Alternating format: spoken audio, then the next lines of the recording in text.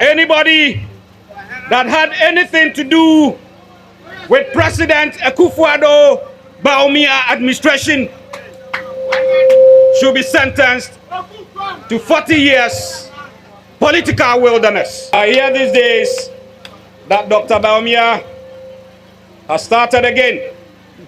And I hear that he's going to intensify his campaign. He can go on and do all the campaigns. He can do them in the churches. And I loved how General Asedun Ketia gave it to him with superior intelligence and quick-wittedness. He can go to the churches. He can go to the fetish priest and do his campaigns. He can do his campaign even whilst he's making love to his wife. But Eko Siaga. Some person would tell MPP, sorry, Monfania, sorry. But some sorry. No political party, I have power there. And they said this in Jimmy. No people from Quad and so no more Kabia, Munya Dino Monka. Because I was even gold, no. Ni Jimmy now, they assume Hona, or Jabaya, board chairman, now, or didn't cross us. Young Jimmy now, Amanon Koso. One only young Babel, the Benjamin Munyam to say Dr. Bawumia. Look, you say. Sakukuraman Fadisa will be so when it's why I won't Fadisa with your sour betazo. At Wahini, ya Achimashum, yes, one more Hinano. Now, Wahini, baby, what be did Dr. Muhammad Bawumia and not Danko Ford, what Tim say, ya. What be did not attempt a year penibia, Manan Kancherans or Wahini Sabi. Why you were hinning a Wahinin Casasa, and they in so Wahinina sign. At one said the Afra bloggers were Hinia one Casa, at one Safra bloggers. Samumra na menkamadwene enkyere obi all because of politics na meti ye hu ye wo hene de anka mayosam de anka wuchi ka wonfo hunwure but wo hene wari no yaso woye Achimasuom hene Achimase ebua kosa Achimasuom hene na ansam wo hene abekeka e de akira Dr. Muhammad Bawumia ene na Nadu Danko Akufo-Addo no eni anyan eni atan na meme hu ne so wo hene wei wo frafra mbabunu ne mrantie no se wono mo mbedi na temeka o madwene nkyere no because enkoma wo hene di enkyere enkoma e wose wo hene ene wodie ana menti ase se wo hene no ne wure free ne ho se wo ye wo hene mendi ntom se wo hene no wode ne ho fore mrantie ne mbaba awa no mendi ntom se wo hene no wonya wo hene papa ana to say the sense wo hene nkasasa sabe wo hene de wo kanyansasem wo hene de wodi asomdue ensem ena wodi gya woman wo hene nkasa basase enkoma wo hene na baba die ne busua me didi se wate ho mpopoye na wo hene nso yade ne nkoma abegyame a mede nkomo no ebeman we sanse wo bie ne punato sa sabe nkwase akeke na wo hene no wo bekante no emebunu no nso nka bi nkyere no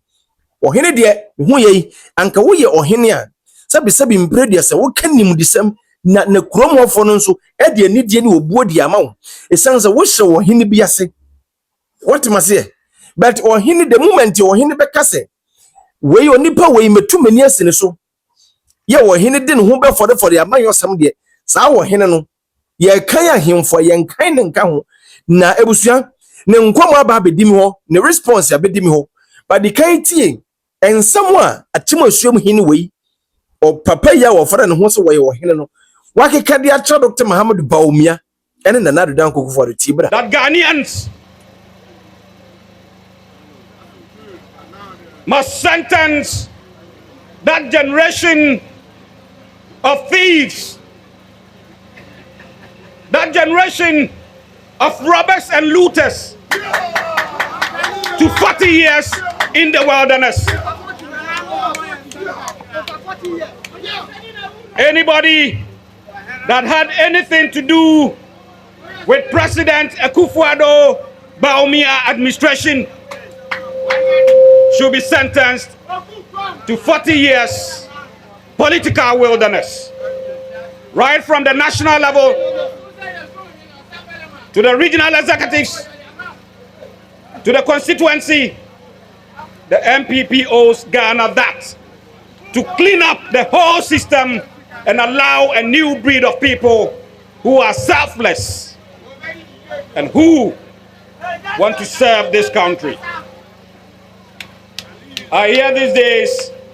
that Dr. Bawumia has started again. And I hear that he's going to intensify his campaign. He can go on and do all the campaigns. He can do them in the churches. And I loved how General Asedun Ketia gave it to him with superior intelligence and quick-wittedness. I loved that.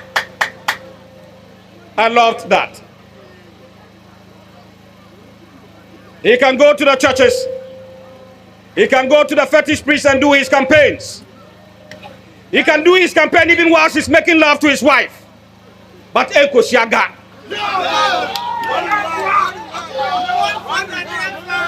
The people of Ghana have made a decision. And even the NPP people themselves have made this decision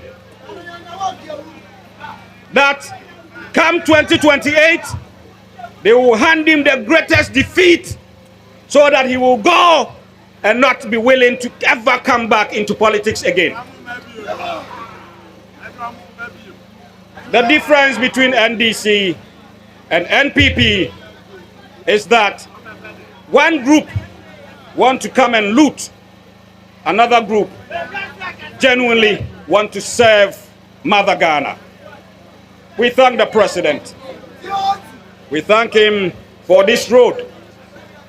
We are very sure that there will be more and more and more developments to come for the people of Kwa Ibibrim.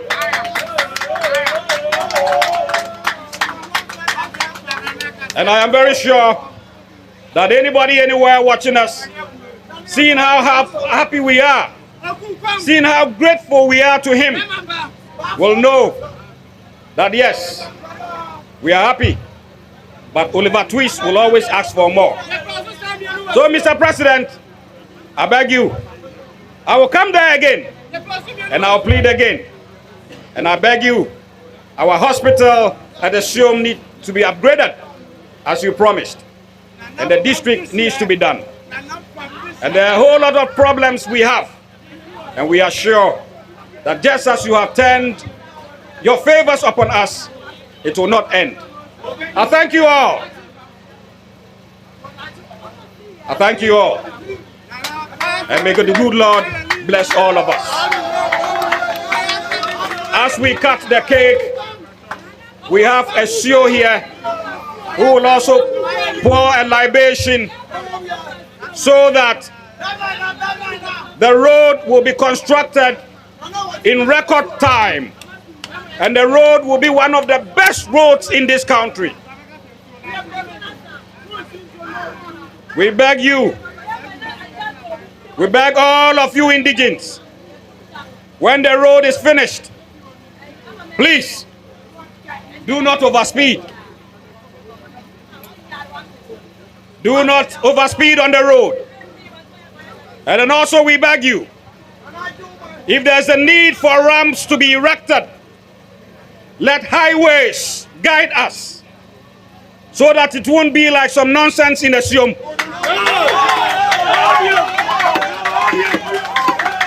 where the intervals are just too short and where it is too steep, where there are no signals. We need to do things as the law permits. I am sure that I have said enough. I thank you very much, and I welcome the contractors, and I welcome everybody. Thank you very much. I think that this is the second time I made my way video on my channel, so or anyway,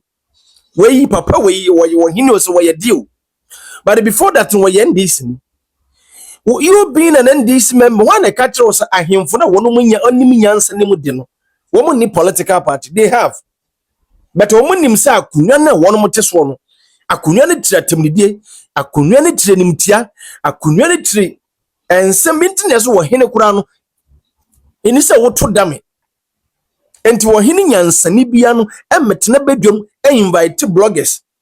Say mommerana be ba sopa nipa ba ko bi be fa nipa ba ko bi eso sa nipa koro no wanya hini o nipa koro ne ense okuro nipa koro no woye politician woye amanyoni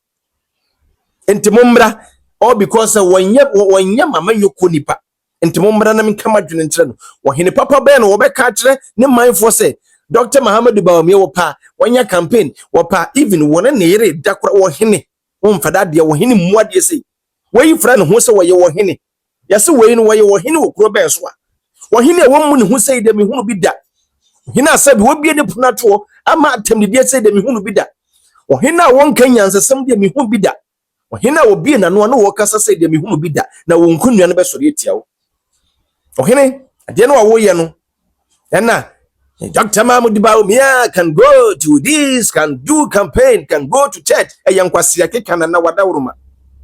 Yansa bie nim doesn't make sense. Wɔhene ebie wo pono to wo. Sɛ mmebu no mawu emmewrum endi watam. Wɔhene etimi katre wo bi sɛ yen sentence we mu to political de ndɛn. Wɔhene ede ne ho wura politics mu ende we bie wo pono enti yemfrɛ wɔhene. Yefrɛ wo politician. Because so wɔhene wɔmfɛde ehunu nyansa emfa buo ne anidie amma wo ho amma timemufo amma kromofo a na wɔhene ketewa sɛ na wodi asa nyom wɔhene wadawruma sabi eburu sabi mprediasa wɔte kokɔ so wɔsante hene na kunni na wuya tena so de nka wo bɛyɛ bi paa o nana na wɔhe na wokura wo san hye obi ase o mbere bi mete yɛse yɛtu ade so wo san hye obi ase o wɔne wo nkra bedi me wɔna tie onkomo no a mese wo bie wo pono na response ye ba no gibre na tie yase akoa bi te asuom se oye asuom hene asuom konti hene na sa akoa no oye NDC ni our contest NDC parliamentary primary scrapping na hesu di na breme eye Mr. Tu ahene yes na no mi tie Mr. Tu ahene interview no NDC ni clear o NDC ni obia nim before election ni madwuma etu ahene eyema NDC fo aya munyim anim ahu munyim anim na munya anya atwem no ore etu ahene obia nim se wo NDC ni wuntimi na ada obia also Bank of Ghana fo begu anim ase Bank of Ghana fo o ma begu anim ase what I say because no kre no kre eniema mo ka akufo ado bre so abre a Bank of Ghana ye debt exchange ni covid ba ye ma eka e ba ye in someone mo kan kromo asi ba kufu ado aban ne Bawumia no maban ni a competent economic management nti eka 60 billion in 2022 by 2024 no matimi di aba 9 billion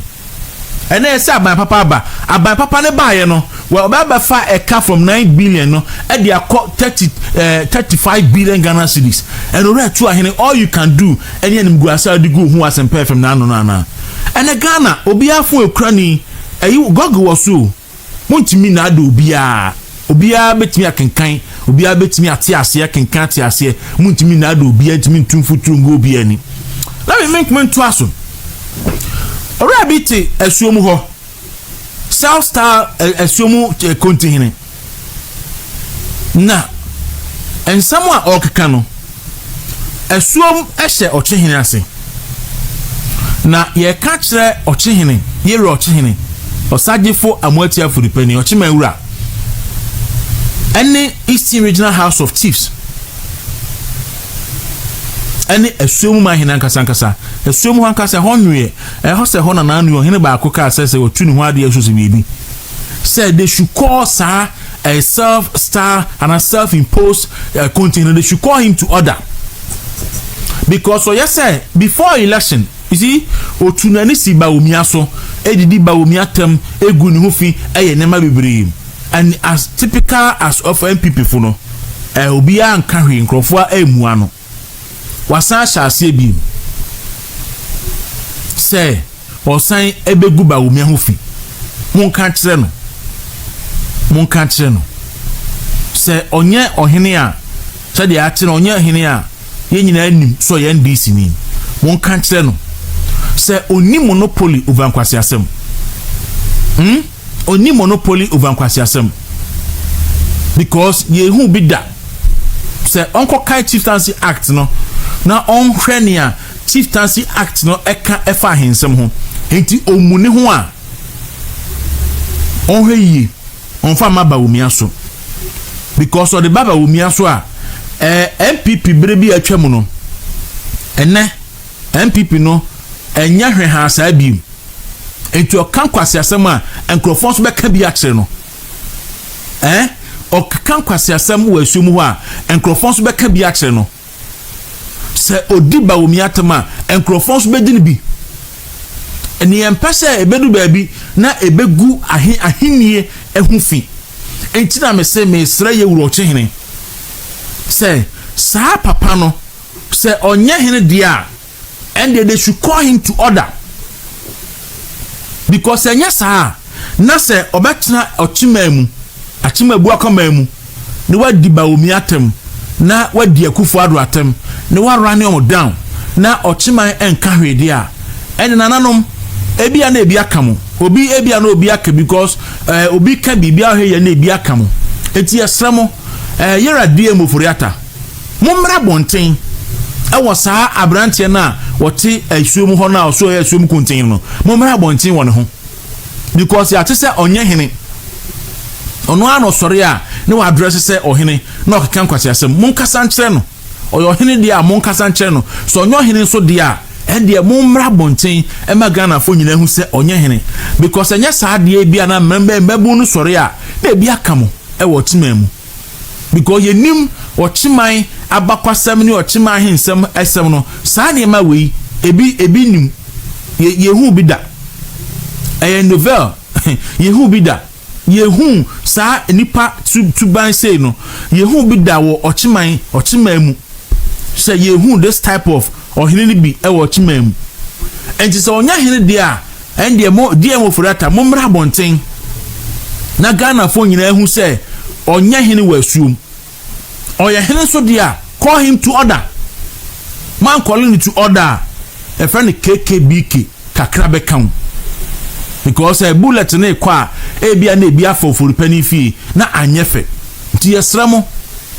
because MPP fo ntimi ntena saa ɛma nipa wei ɛmfa ɛmmɔ ho safo hene na on run the whole party and the flag bearer and down ntimi ntoa so saa MPP as a party ntimi ntena se ɛnhwɛ nipa baako cell star friend saying chief bi na on sorry ɛmfa mpempra de engu ne ho na on keka nsɛm hunu ɛmfa Bawumia ɛne NPP amanyuko ni nyina ho enti call him to order and I say you disown him no be who say he is not part of you yes adia na no madaroma ebia na nkrofo straight bullet na ba na ebia kamo na anyefe yentimi ema chieftaincy institution no enkonkodu sei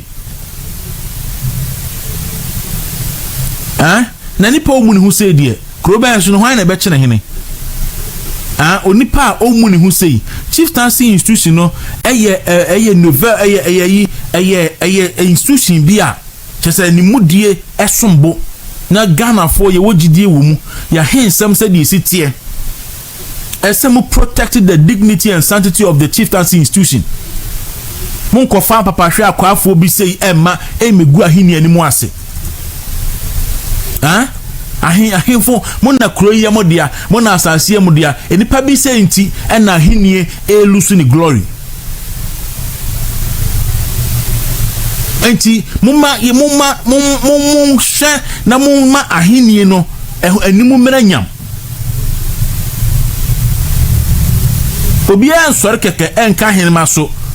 ene ahenie ho ne ma ayefo udom ba bia street so ba bia yetumbi yetumbi to obi atimi tobi ehhehye de ho ebe chance kanse hu bi apibia afi de oka bia ebeka bia kire no nti oya hene dia mon call to order onya hene so dia momra bontin me Ghana fo nyina hu se onya hene wa chimabu akoma mu mo anya ne sa de a de bedu baabi no beka koye nkrofo se ade a wo ye no oya chimabu akwafo ani gi ho because omo nyo hene nyina no ye hu se era ayi ofori penny fee mo kasa de fa ho nti onya hene dia mon kasa fa ho na Ghana fo hu oya hene so dia mon call to order anya sa de a afia ewo mu yi oye so de Bawumia ni be fam a MPP fon so ni bedi no nyonyonyo bedi ni kwaku dawrum we ejudwam on movement in the morning da sebre ajedwamna any god na sare bedi akon ka me ho anopei na edin pensempensemu yeah okay so what the to swap what ebeba metisa wo ka wo hin bi ho asem yeah yes we self styled wo hin yes ye tu na de so na say na nko hene bi atimi kasa de akoko de hia wo hene say ena nko hene bi akasa de a enke hia wo hene ewo krobi so na enra metie kakra no ho me kai se da bi me hu na yi na me hwe hela na metie be 30 seconds na me kai se sem de betie we die kokun se me pe enkraman na mo enkraman ti me se amede betie papa we die man fa ko read bi kakra F00lish ebo enkraman ho ban ni adade ti me judgment Dr. Bawumia wo ho no ko we oracle ko ni o se be wi no book ni so book no ni o okay okay I see book ni se be wi se am ko hwe de abado do chire no mo ko chire no se we be bi na friend intense na me se book no na ne papa yira no ya na so ko hwe ne papa na wo ko hwe ne papa in fact more or less like a tragic comedy bi sa wo ko hwe ne papa le chale adventures or bra of mu famu ansana ko ni papa no but who ridiculous extra be say perseverance adia wo hwe bia na mu wani wo yire wo kwaku ko hwe na ye jese baby ni kekuno na emwa bo behwe no jata no wa fudua na wa hwe bese na wa pete gobo so no mo adwane eti eventually no okuru ne papa no wani papa ne kambom ena wani papa ne ko yefu omuko yefu no nyame ncha de one de modo kunya ejapadi bi se na gold bi wo ma I see omudi bi ko che ya omu yi nti no bibia wo do ne besisu bi e papa bia no abusia pusi medase eti Dr. Bawumia die yese do na nisa do so ntakrache enipa bebre pempempem ne do no na NDC for no time no because when me say virtually like a higher parent nyame ya adoma Dr. Bawumia ebe win election 2028 enti adie bia akonsidie bia mo beba besi na nimu kwan bia no ombeye na said the ba na omusi nyako paso dan na himi am time no so kai yesi anadwokura mbo no no mo wen na e security wa gate and e bi so bompaye etibeni nyina na enhye Dr. Bawumia den enhye people for the new say okona ye kono enafo on say ne ha adwen say Ghana ye wubuo ma ya hemfo say dem me usa wo bre obi see I was being careful especially obi say me am fear himfie yes nti I was being very careful ye wubuo ma ya hemfo yes nti obi a onam social media so a onim sa ni pakono ne fare by en na abose no omu so address e de ahemfo mpempra de ne ade agudi hu se ya of no waje atum se wo yo hene enti enkwase asema a wokka nyina pe na se waje atum se na de ohene se ka sembi se fa Bawumia ho de a na de se me cost opportunity bi sa so ata se enu tin na ye very important say achima abu akwa traditional council no Asuom ehye omase no ebe back clearly magana for who say sa kwa na nye wo hene wa Asuom I think they are very important. Say Yera Daniel Ofuriata no, DM Ofuriata, Daniel Ma Ofuriata, Buakwa State Secretary no. They should come out clearly. No one Ghana for you because yes adia ye cost refer to sa papa no as Asuom kontihene na Asuom no so watching Buakwa mpachomo amutie mo send me na ye nim the actual status yes me nim division Buakwa no Asuom no chassis onso mo no wo we don't care about division no we don't care about division so division ti o na ntia me kasa na say the paramount chief here division bi ase and the division is paramount chief na ase asemi koso divisional head no emeka sai yero ochehene so emeka sai eti obi de division head ko na enya ehunyin enti no division head so say eti e ba sa ese Asuom no hefa yesu we echeche bi ase and the chebi po na ohini bi kasa se fa Bawumia ho de a and the say na asemu yes wo implication nti omo mra bonti mekasa ahini amamo beto ahini yes even Kristo sun kra beto ya ahini nanka Ghana ha nti wiase mpo nyame ebo ye ahimfu ya no medi yeso sa but akwasi ring gold you are kana asemi sa na se frɛ no sa kwa no so ye Asuom continue am frɛ na akwasi ring gold nyansa no ni because ohwe de said osi ya ne ya me papa kura asem preaching di kura ho kura ni nyansa sen sa akwasi ayina osi wo ye no because entoma na wo frɛ no ani niema na wo de asensen wo ho no ezese no nko aka bibi kirew sa niema no de ye ho wi a ekutamu de bi a kire se wadu wo mpempenso bi a wudu huni ese nipa di buo ma ho but sa akwa we de NDC nti obi na no kasa aso abodam na dam na tini so na o afede o be fie wunim imati say yes na emina bi wo mutu na de so na ode ho so bo MPP for say MPP for ni tu no tu na no si wo mo so abai ba ya wo cheche position o mama no bi o mama no bi no and o frefre bloggers e ko ni fie e ho no kotati ye ita okojina so pe council of state Eastern region okroma roman to amano enti o mama no hwe no e no ko fa bloggers no na nka ye che position na ya ma wa na wo ta ka obi a anya wa ba na wo ta ka wo mo ready Dr. Bawumia no fa bloggers no begina nanim e no otisi ni so no wa ta ka wo mo se de be ya adwoma hama ene ni nkrofo bo say eh akwai o ye adwuma ma ye no o da so ye adwuma ma ye nti ye hwe no yie enti akodi sa nkwase asem no wie no ana mo frɛ no ana mo ye board chairman Ghana Essence Commodities so deben ana mo ye board chairman enti wo ko jimi no de akope position but ye be say MPP mpanimfo gentility no mo mani nsi efin na krai Ghana ehuru say Ghana for no ya jimi enti enipa o ma jimi no ana mo no mo bo next will be adding who to gata mu a MPP before so de hu beto gata no bi yam pesa panu bi abe frɛ na sa ansem munya aka na sa munya sa de ne ye sa mo pesa mo ti MPP ya sorry a mo fanya sorry ba sa mo fanya sorry na political party ya pe power dia and the NDC ni jimi na MPP fo nkwa dan so sorry no mo ka bia munya din no mo nka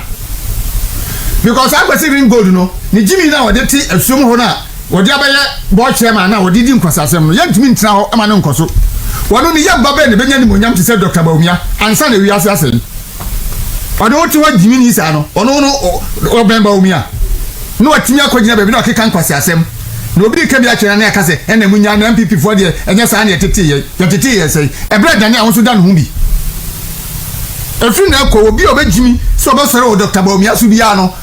ane ye ne no de besi se president Mahama no bi ka akika nsem we fa no ho a akayanchire no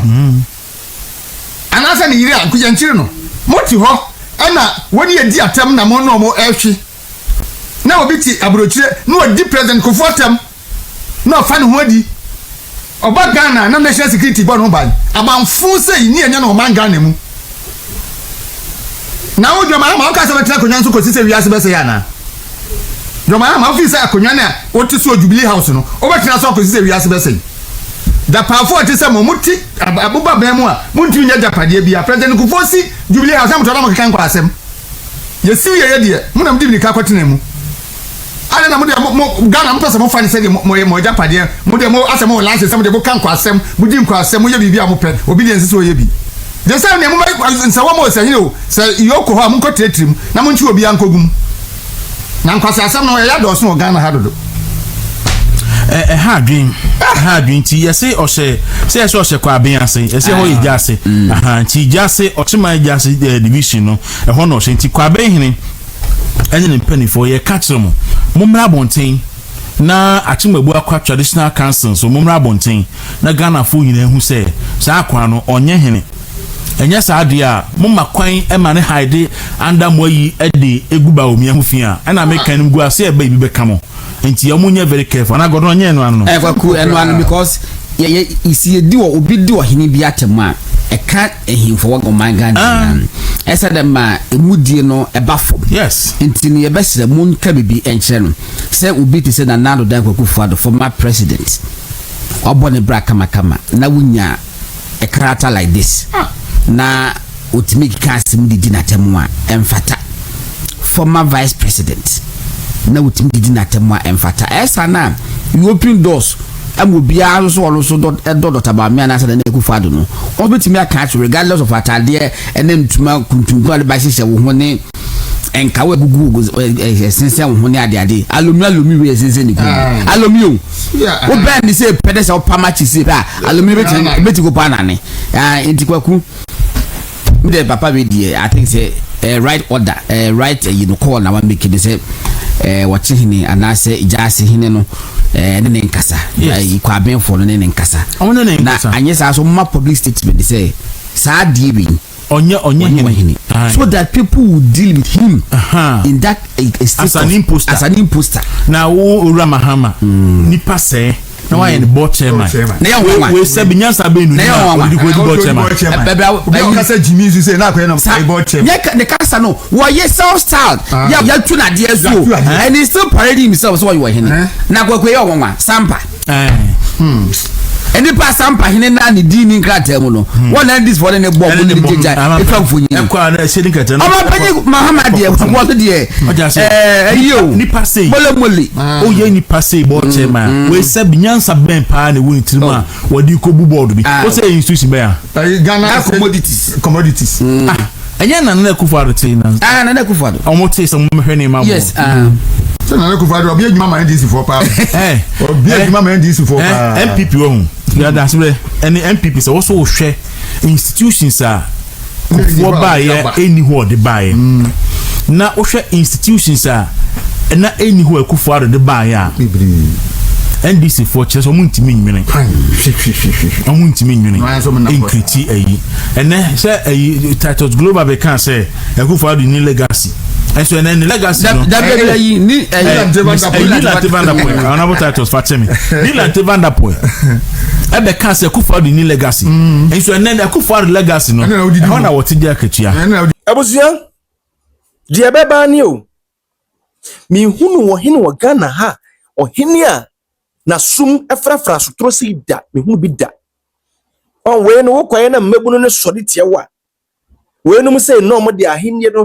no kunua no no mo de ba be straighten nipa no wo hene pani even the NDC for na wo hene we wo kuma mo no kura ne huni sabi wadwene wo fam wonye wo hene papa esanse wo hene papa bia no wo be make such all trances kasa brofo no wo kanu does make sense to you speaking this English and your brofo papa, it doesn't make sense. Yes, nowadays these days Dr. Bawumia started his political campaign. He can go to churches, he can go to mosque, he can go to this, he can even do campaign while sleeping with his wife. Does this make sense? Ohene nana sabi mbredu yasa ohene ya kama sama wunti no mpabo tie janayo na ya ka tie bi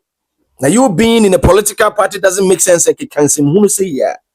nana wo ye ohene se wure furu hu ye de ye be kai wo se wo ye nana enti amamra ne amanne kwan so no ohene kura de ni se wo de hu folefole ya fawdifo ohene de enti na nana no munyansem no kire wo se ohene ntina bebia etodam ohene mpo de entodam because wo todam no de wo opponent betimi aka to se nana sabe wedimi sua nyansa na wabɔ wasa tew kwakwa nti aso ohene wontina bedwom ntodam na se ohene ntina bedwom ntodam de ande ohene antina dwom enye politics finsi na wadaworo mawo ade no awoye no untiri mahwe bigidi se kromo wona wo ye the worst ohene a kromo fo behunu because what the ahene na to form na wo ye politics wo ye ndisi ni obi ensi wo kwan se enye ndisi ni be de sebe wo kasa ya mahumre nyam isanse ade no wo fa gu kom no ye wo fa hye wonsa no ye wo fa toto wonsa kon no wonsa kon ye wo de to wonan no ye wo de hye wuti no ye wo de to kom no should tell you say when free sebe nipa bi mo ba nipa bi mo atema se when free tibia bi mo ba tibia bi mo me making sa and this at tibia no a wo wura wo hu a sa na police ne tia police ne wura na tade a ne hu nya hu but the police ne for na tade a sha ne hu sense wo ye wo man no ade saa na ohene wura na tade a ne hu hyɛ da ne hu but ohene fa nneɛma wo isa e ma ne hu ye hu ade interessance and no na me hu se wo ye ohene enti wo bi be krom ne se wa dress say no obi nka ntrance wo ye ohene o si mo na hu se wo yi wo ye ohene na ohene say de ya mfa ne die ne buo ma wo sense wo bi wo kwan de ato efo atem de die sense wo and wo fiti di atem hini timika tre vice president say one ma be bokro no and one ma be yesay ohene to betimi aka ne straight ahwe yame anim ene wonkunwa ne nanom anim aka kire wono say wo betra so wonton asase wonfa akoti kwan bi so enton asase ndi sika ne da wo betimi aka wonkunwa munsua de onana mo betia akunwa so a ma mo mbie mo punu matem de dio ye wo yeyin NPP for miracles aboagye NPP for mpenifo bi de abetu biase so wo kase wono flag bearer hono wankasa yi a wo mo bema wotowoto mo ndwene hunu se wono nso wo ye flag bearer wo ya amenyoko bi peni wo ye obi busua wo ye obi dihye wo ye online japade it is mo kase mo se de John Dramani Mahama Ghana man peni se ye kasa ne ho sei no a enye moda no mo be kasa sei no a aya mo ntotomano enareka na mo nkanyanza sam kakra no wo hene wo ye nana enti de wo kan na wo magu no wono mo ho no e pacho nyansa be no mbenye free sa de wo kan mu akokodro de wo ye nya akokodro de wo ye e katashi any person kumunya esa wo person ma opposition enti na wo ya sa de but it doesn't make sense na me pacho Malik Basentali wo ye mobaw eti hwe bia Malik Basentali wo ai mpacho o de say sami jemfi wentimi an wono kura no wo beche ne pani betwe bia sami jemfi wo na mo de ade na yase aya mo mfa mo adwene nya adwuma mo pese mo di atem e kasanse NDC recognize mo. It doesn't make sense. Don't insult for you to be recognized. Do the work, hard work pays. Mo de mo ye hu mo yi na de ka me hu wo yi ka wo fa wo chaw sha anka de be furu no be bia ye nyansasem na wotimi invite bloggers some mra na mindi obi atem wo hene be ni nana nie won kwaso wo ye adwuma na wotimi invite bloggers some mra na mindi obi atem mo mra na men kante obi so wo ye kromfo why na kante so John Dramani Mahama no a woni da no so no why na kante so wo baaye no wo ye kronkron mo nsua de mo bie mo no na mo kasa all because mo tumi binti obusua hi Smart Africa Media yango comment section encoding komo ba subscribe like na fi sign shema afoforo wonu mo chichi ene benche se response na ba nsa wope ende foforo no eba se mo nsuye nyansa foforo no eba mo nsuya de dodo na eba eboba se nkomo a wodi nsa ye nkomo a wo se wo hene bie na no ka ende dodo na eba ebusu yango comment section encoding komo ba subscribe like na fi sign shema afoforo wonu mo chichi ene benche midi e de oduma nkomo ba na ko fi fuma sante gudie makra